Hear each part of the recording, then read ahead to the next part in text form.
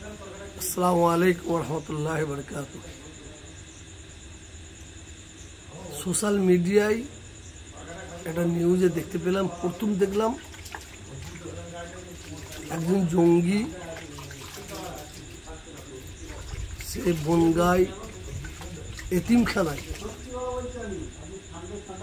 ঢুকে কুড়ুল দিয়ে তরোয়াল দিয়ে কয়েকজন ব্যক্তিকে আঘাত করেছে এবং মারাত্মক আঘাত করেছে। শুনে একটু অবাক লাগছিল। তারপরে আমি বনগাঁ থানার এসপি সাহেবের বক্তব্য শুনলাম। সে বক্তব্যটা যেটা পেলাম, অ্যাকচুয়ালি সে জঙ্গি নয়, তার নাকি ব্রেনের গন্ডগোল আছে, ভারসাম্যহীন। ওই ব্যক্তির বাড়ি বর্ধমান মেমারিতে। ওই ব্যক্তি নাকি ইঞ্জিনিয়ার। ওই ব্যক্তি সকালবেলা তার বাবা মাকে ফোন করেছে। ফোন করে ওই ব্যক্তি সোজা চলে গেছে বনগাঁয় এতিমখানায়। এতিমখানায় গিয়ে ছুরি দিয়ে, তরোয়াল দিয়ে, ফুল দিয়ে এতিমখানার কিছু মানুষকে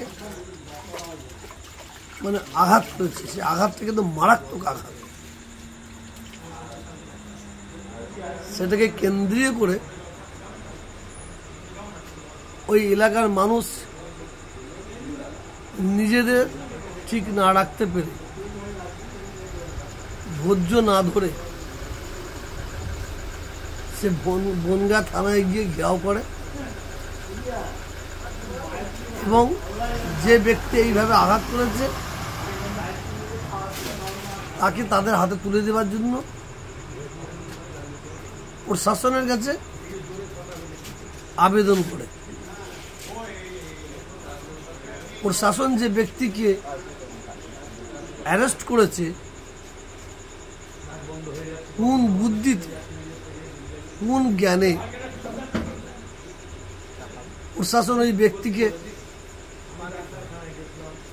পাবলিকের হাতে তুলে দিতে পারে? এটা আইনত অপরাধ। এবং যারা এই ধরনের কাজ করেছে আমি বুঝতে পারছি ধৈর্য হারা হয়েছে, নিজেদের ধরে রাখতে পারেন না বলে এই ধরনের ঘটনা ঘটিয়েছে এবং থানার নাকি ভাঙচুরও হয়েছে।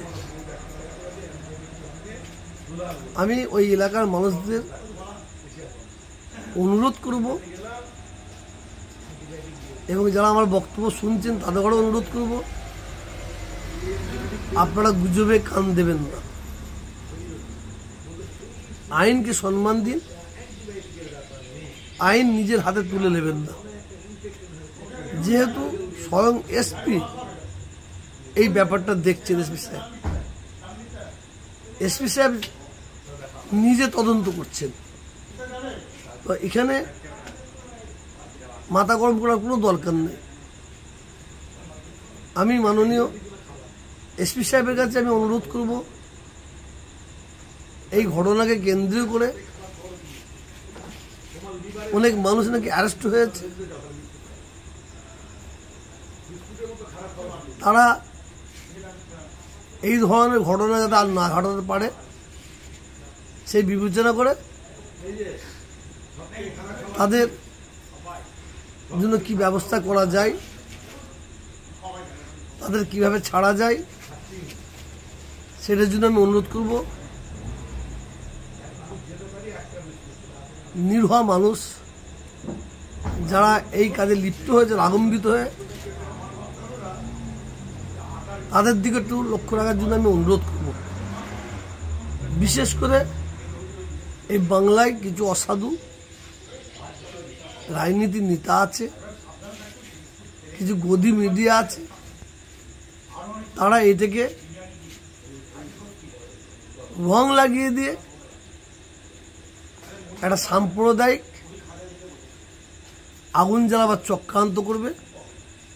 আমি বাংলার মানুষকে বলবো, যে কোনো জিনিস, যে কোনো জায়গায় যে কোনো ঘটনা ঘটবে, আগে ভালো তারা তদন্ত করুন, তারপরে কথা বলুন। চিলে আপনার কান নিয়ে চলে গেছে, আপনি চিলের পিছনে ছুটবেন কেন? কিসের জন্য? আপনি তো কানে হাত দিলেই বুঝতে পারবেন চিল আপনার কান নিয়ে চলে গেছে কিনা। অতএব এই বাংলায় গুজব ছড়িয়ে দিয়ে কিছু অসৎ চরিত্র রাজনীতির নেতা আছে, অসৎ চরিত্র সোশ্যাল মিডিয়া আছে, তারা সাম্প্রদায়িক আগুন জ্বালাবার চক্রান্ত করবে। এদের ফাঁদে আপনারা পা দেবেন না।